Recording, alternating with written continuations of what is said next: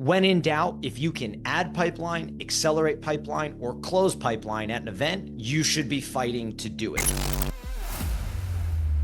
What's going on, everybody, and welcome to another episode of Event Marketing Redefined. I am your host, Matt Kleinrock, CEO of Rockway Exhibits and Events. Today, I got Kimberlee Kee with me. She is a director of event marketing, and her and I are going to have a really interesting conversation, and it is the pathway, and it is sort of the lineage of being an event planner all the way up to a corporate event marketer. Obviously, there are skill sets in an event planner that roll into being a corporate event marketer, but the two of us through discussion think that there's just a lot of misconceptions along the way. There's also different skill sets. There's different things that a corporate event marketer has to tackle. So we're just going to kind of have this conversation about the transition, what people need to be doing, what they should be identifying and recognizing, and excited to have it. So Kimberlee, thanks for being here. Thanks for doing this, and excited that you kind of brought this topic to me. Thanks for having me. I'm excited to talk about this. Awesome. So you said to me, where's the quote here? I wrote it down. It says, what'd you say? Event marketers must become omni-channel strategic marketers, excuse me. Let's start there. Tell me what you mean by that. So one of the things that's really been evolving in the event space is that events are no longer this one-off moment. Events, in order to be successful and in order to be valued by an organization, need to be a part of that overall connected system. They need to be connected to digital marketing, to the sales organization, to product marketing, to branding, right? They need to be part of that ecosystem in order for us to achieve goals, right? In pipeline acceleration and campaign momentum, brand translation. So the job has really evolved and is no longer a logistics job, right? It's no longer planning and checking boxes.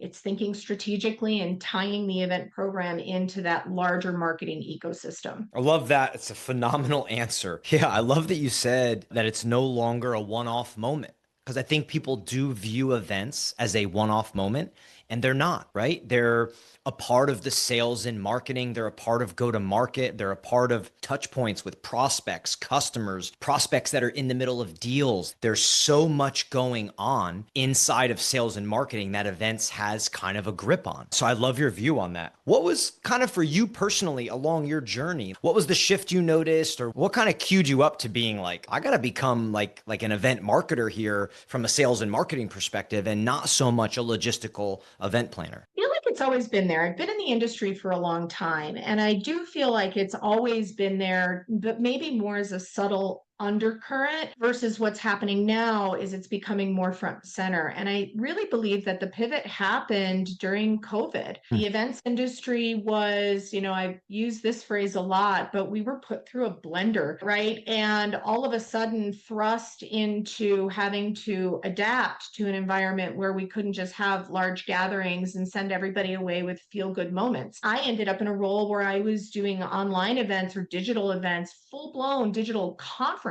for the first time in my career. Yeah. It was during that period that I really had to plug my events into our entire go-to-market strategy.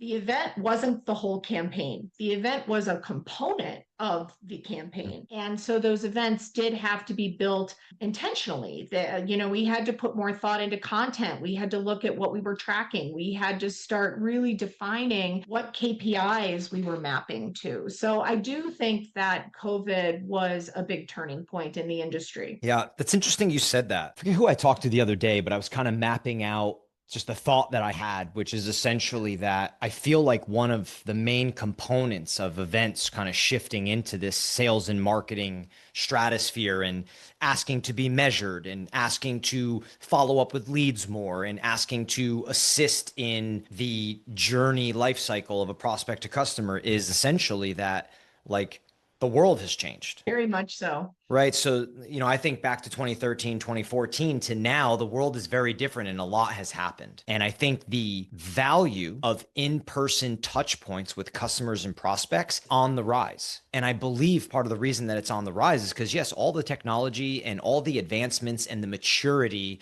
of internet and technology is amazing and it's great. But as much as it's connecting us, it's also disconnecting us. And events is something that companies can rely on to be face-to-face. It has authenticity, whereas all these tools are amazing for prospecting and sales and marketing, amazing. But trust, authenticity is going down because of these tools. Whereas events, I think that's where it's playing this kind of pivotal piece. So I think I like that you said about COVID because it was kind of a huge shakeup of the snow globe for everybody that was inside events. What do you think is like the skill set shift? Right? Like you're taking somebody with an event background, event planner, maybe they have a hospitality degree, right? That's typically along like a lot of the lines that you get people coming into this, job.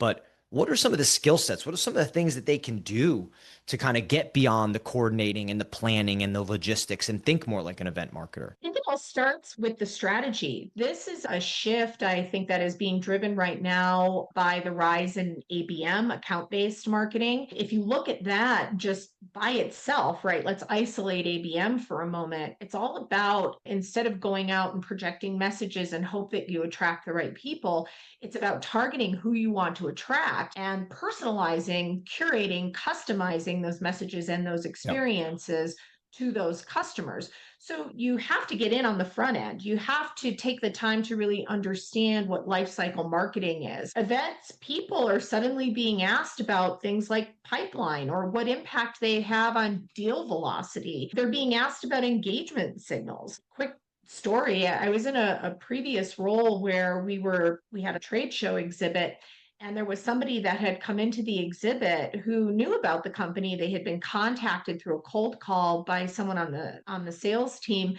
maybe a year earlier. But it wasn't until they had an opportunity to come into that exhibit and spend some time, hands-on time with the products and talking to someone and interacting with somebody in real time, that we started to see some velocity in that opportunity. That's when we started moving. Otherwise, it was a cold call that didn't get called back, and it wasn't even a lead. I think it was a contact that sat in a CRM and didn't do anything. Now, all of a sudden, you get that in-person interaction and you see movement. That's valuable, right? Think of how many of those unreturned calls exist in the average CRM. What are we doing to target those audiences and actually start moving that business forward? Man, I really love some of the stuff you just said.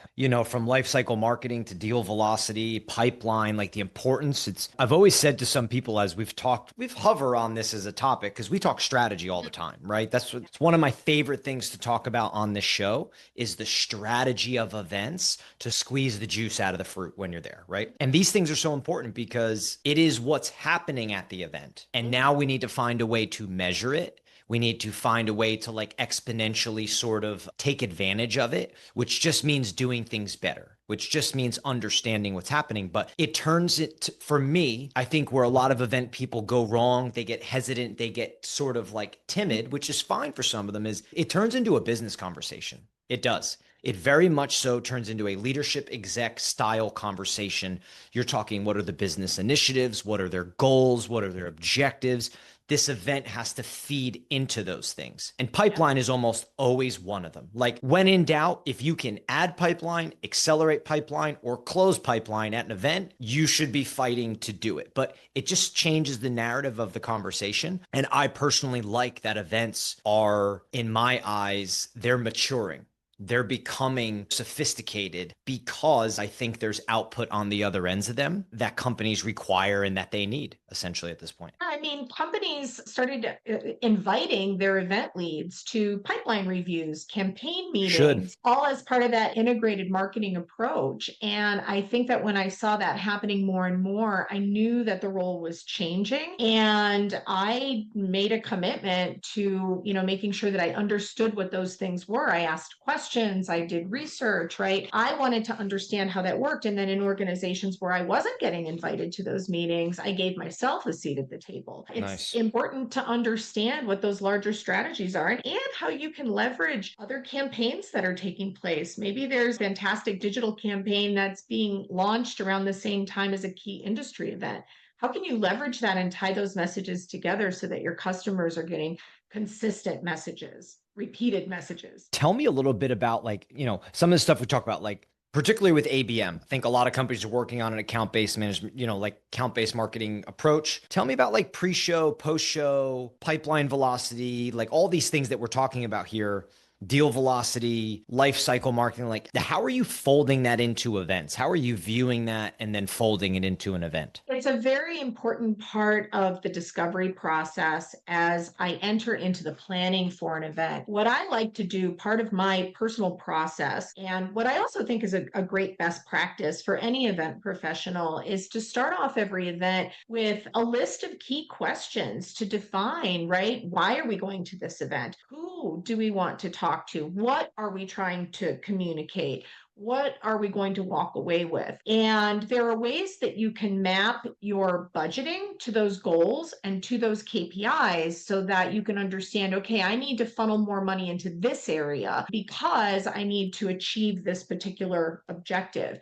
And so when you start off on discovery and you're dealing with an ABM strategy, that's when you start asking, who are the people that we need to talk to? What is important to those people? How is that going to shape the experience that we're creating on site at our event? Yeah, you know what I always think about? We do this with our clients, when we're designing a trade show booth or we're working on them with their their flagship event or like a host event or something. The question really always comes down to, look, I love knowing who the audience and who the customer is, right? I always need a grip on that. I need to know who they are, what they do, what their role, are they influencer, are they decision maker, right? All that. But what I really love knowing is getting to the nitty gritty of what's happening at this event. Are you closing deals? Are you accelerating deals? Are you adding new deals? Are you talking to customers? What happens with a customer? How many customers? So like if you cross 200 people that you have meetings and discussions, how many of those are current customers? Because if it's 3, it's not really a big deal. But if it's 40, it's a big deal. So now are you planning for those customer conversations or are you just chasing new leads, right? It dictates to me the strategy and what you're doing in a trade show booth or at an event. It dictates the way, like understanding, talk about how pipeline gets created. Well, people think pipeline, they just think leads. What they don't think is the customer that's spending $7,000 a year that you meet in an event, have a great conversation, talk to for an hour, maybe get a cup of coffee or a drink or dinner or something to follow it, and then they're spending $40,000 later because of that interaction. I love getting into the minutia of what's happening at your event. Do you have deals where you see these prospects that you kind of know, and then those deals accelerate because they get that one-on-one time? Like, I love getting into the nitty-gritty of that because I think it goes into the strategy of what you're saying. If you think about our digital habits and how our digital habits have changed over the years, right? We log on to our devices and we can control what type of information we give ourselves, what we read, what we listen to, and what we view. And so what's happened is that in these in-person environments, audiences have started to expect personalization. They expect intent-driven content, right? They expect value from their events. And that's all driven by what's happened, just on a day-to-day basis in our lives. And, the flip side of that is that our stakeholders also have expectations. They want events to perform like digital campaigns. Yes, they do. Right? They want this instant gratification, right? They want attribution, they want follow-up, they want results. And so that's where I think when you look at that whole idea of omni-channel marketing, that's what you have to look at when you're looking at your event. It's not a moment. It's not a moment with a start and at site and a post op. It is something that extends into the entire go-to-market strategy and influences all of those other, deliverables. I mean, if you just asked an executive, like if I pose this question to anybody and asked an executive if they want that out of events, like the answer is yes. Always. I think one of the biggest disconnects that I've seen is events have not always been viewed that way. And they've kind of been like handshake, kiss the baby, move along, show up, get it, like very cost of doing business type. Some companies right now are leading and charging in the right direction, which is the direction that we're talking about. Some are very much so lagging in either their executives aren't pushing it or leadership's not pushing it. But if you ask them, do you want this approach? Every executive in the world will be like, that's a no-brainer, right? But there is a bit of a disconnect. There's some leadership that maybe don't recognize it. It's not on their brain. They don't have the right event person in the seat. The way that they're structured doesn't allow for it. There's a lot of red and yellow lights to getting an event program to operating and being a partner in the sales and marketing, process journey. I call it the fight because it's just, I mean, that's what sales and marketing is. It's a battle all the time. I mean, you have to define, right? You have to create definitions. Who is the event for? How are we attracting the right buyers?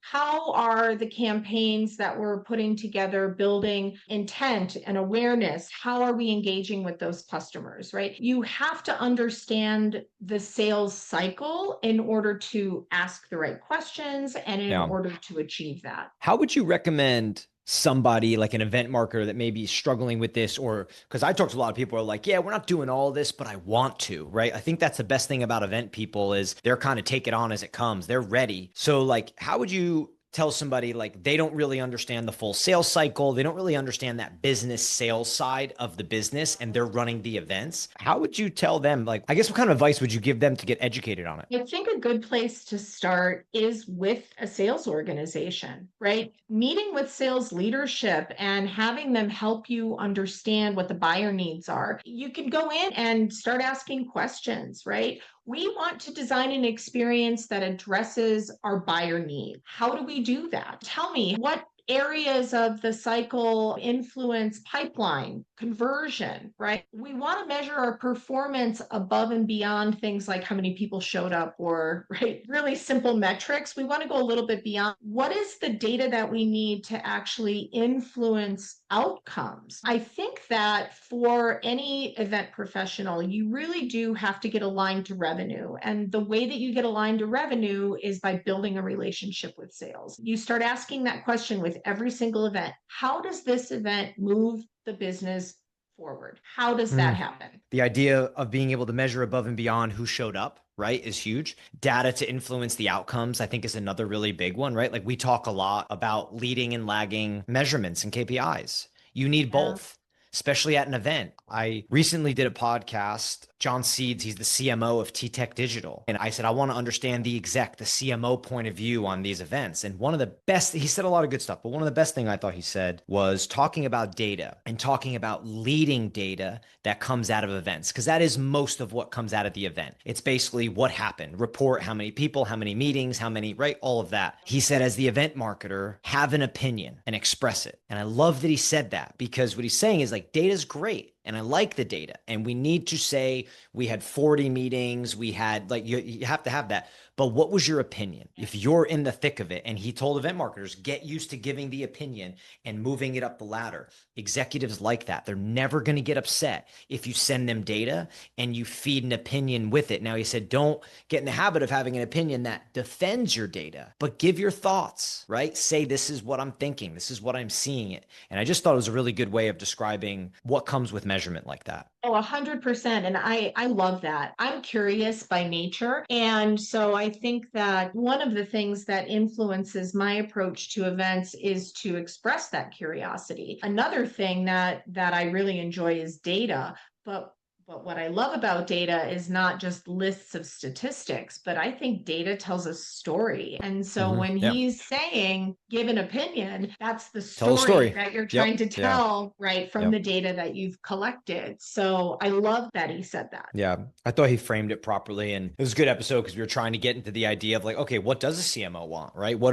How do they view the events and it was a fun show to do. Talk to me a little bit about, say you have a young event marketer, they're new in the corporate America, they're taking over like an event, because that's how it happens. You're there, then they just hand you a bunch of stuff and you're up rolling and you're laughing because it's true, and they get up rolling and going. That's how it works. You just described how I started my career.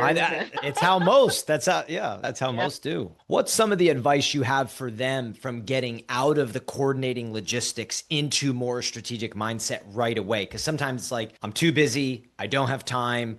There's all these things I need to do. The answer I get from most people is you just have to find time. You have to break through. You have to figure out a way. But do you have any things maybe that you've done that maybe a conversation with this person or here or there really helped kickstart you or really got you into a different frame of mind? Yeah, absolutely. There's some very easy things that are actionable for anybody, whether you are new to your role or you've been in your role for a while. I think one of the most important things is you have to learn how your company makes money. How does your company make money? You have to understand those go-to-market strategies, pipeline, the customer journey, understand what that looks like. The other thing too is you really have to change your language when you're in the planning phases of an event. Don't ask questions like, well, how many people do we want to attend? Instead, shift your thinking to start asking, what is the business objective, right? How are we going to measure that?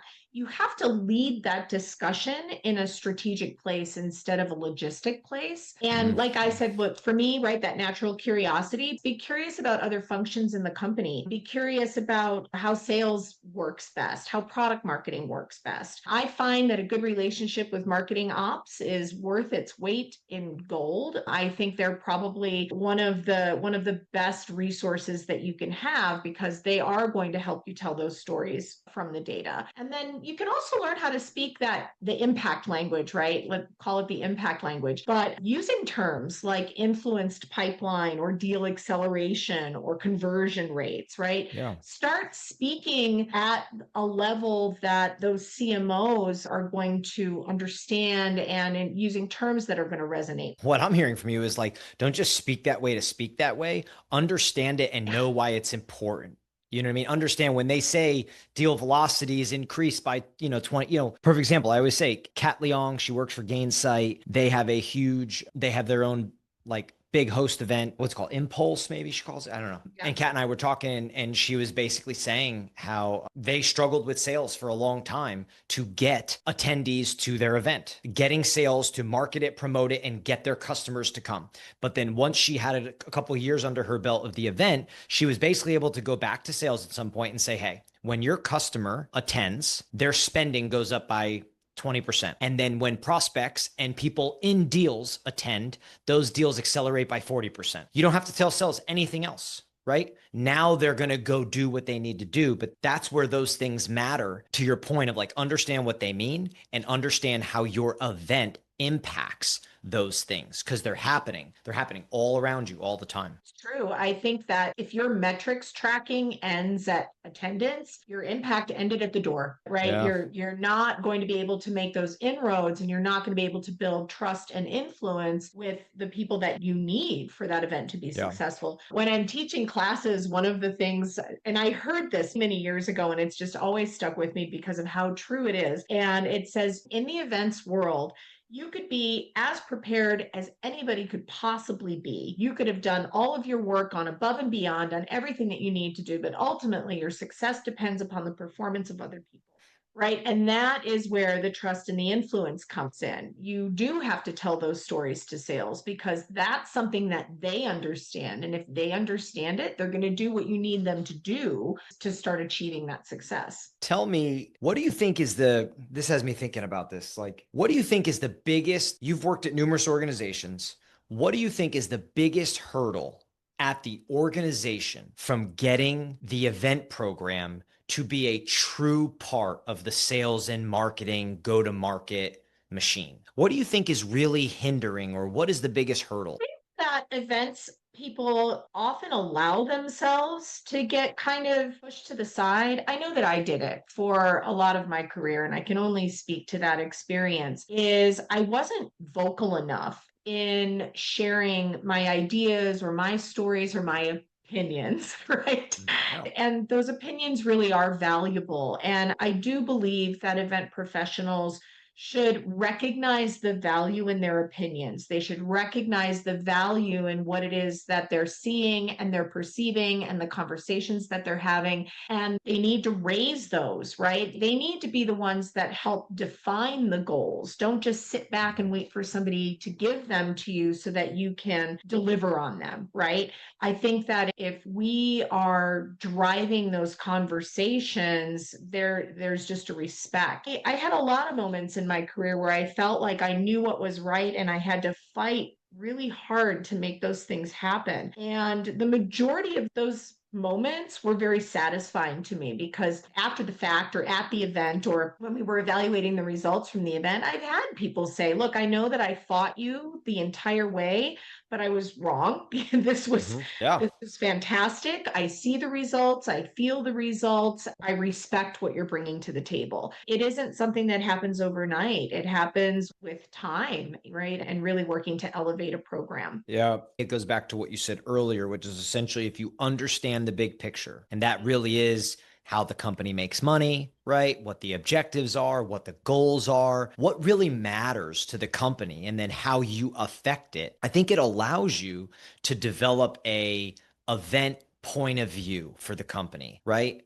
And then you can start speaking your mind. Then don't be afraid to bring it up the ladder because you're using the language of like, well, we're helping accelerating closing these deals in this sector of the business. Like, how come we're not doing it in this vertical?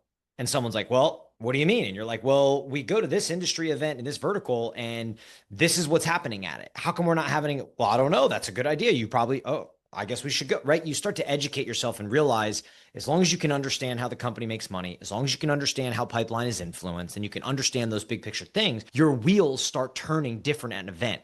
You're not worried about like, is the coffee going to come out at the right time, right? And there's not, the coffee has to come out at the right time. I know that, I get it, but you're starting to worry about at this 40-person dinner that we're putting on, are the 5 key prospects that are here, are we getting the right touch points with them, right? Like your wheels just start shifting and turning. And I think that's really big. We have to show up differently and we Yeah. have to ask tough questions. I had a conversation recently with a CMO on a fractional project and I started digging pretty deep. He was relatively new to the company, but I was asking him questions like, how do you see events supporting, different stages of your GTM motion? What types of events are you going to use to support awareness versus conversion versus Yeah. expansion? Yep. Where in the customer journey are you winning currently? And where do you believe the events need to work harder, right? Mm, Just the more that you dig and the more challenging your questions are, you really yeah. just start showing up differently. And that's how you can start driving real change in your program.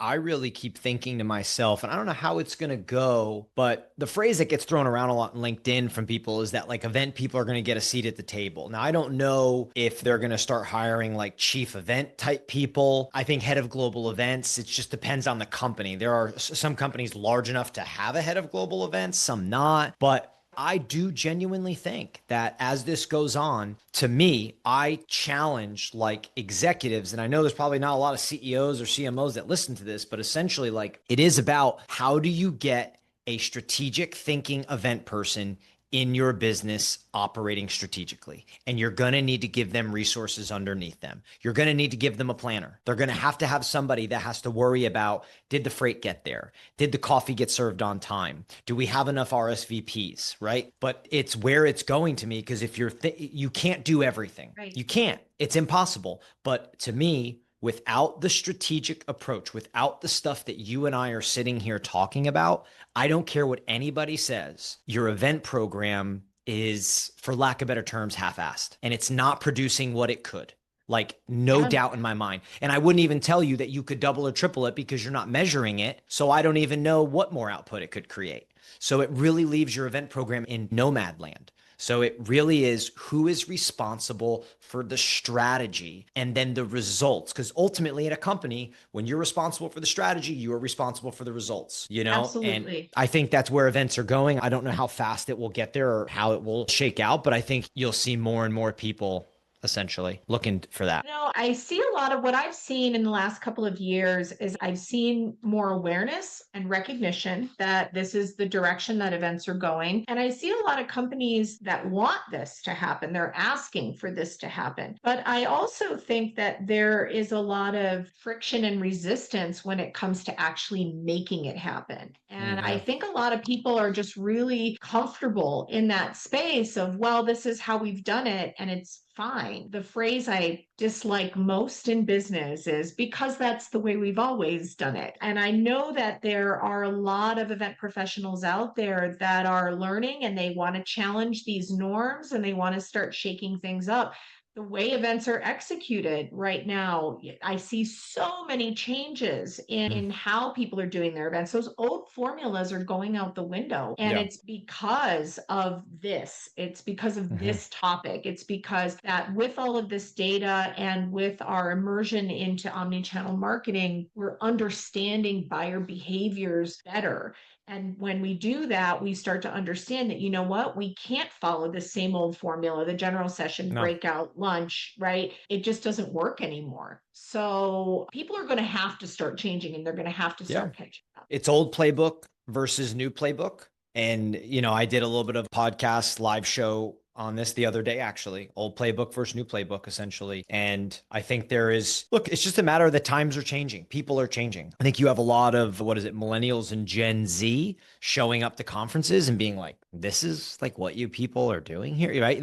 So which is, I mean, I'm a millennial, so I get it. Like I understand it. And I think when those things start to arise and the world starts to change, because the world's always evolving, I think events just have to look, and particularly if you're running an event, you have to start changing about the way that you do it. Is networking really that great, right? I always use the example. If you're not good at the hotel bar or out at parties at night when you're drinking, sometimes you're at a disadvantage. It really shouldn't be that way. I think that there's nothing wrong with those things. I don't ever want to get into a place where someone's like bashing that, right? Because there's been tons of great business done that way. But I also think like it's on the event to say, how do we get people to meaningfully connect? Like, stop telling sponsors that they're going to give you 15 grand and then you're going to put their name on a card at the lunch table and you can intro the lunch and say hi. Like, that's just a dumb thing. How can you get that sponsor more connected with those attendees? How can you there's so many things that I think have to evolve, which is what we were kind of, hitting on. No, it's all about intention. Yeah. And right. And then going back again to that personalization, one of the things that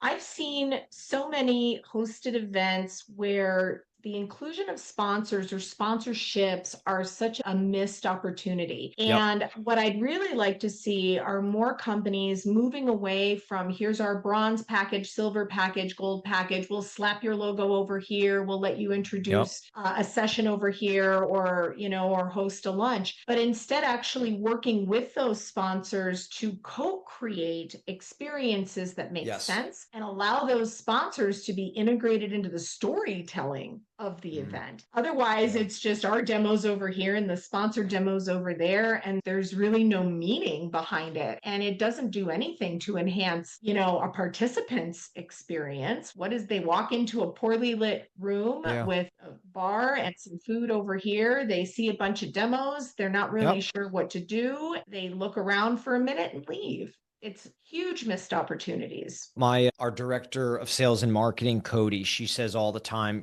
she's on the show a lot and she Yep. talks a lot about, oh yeah, you've met Cody. Sorry.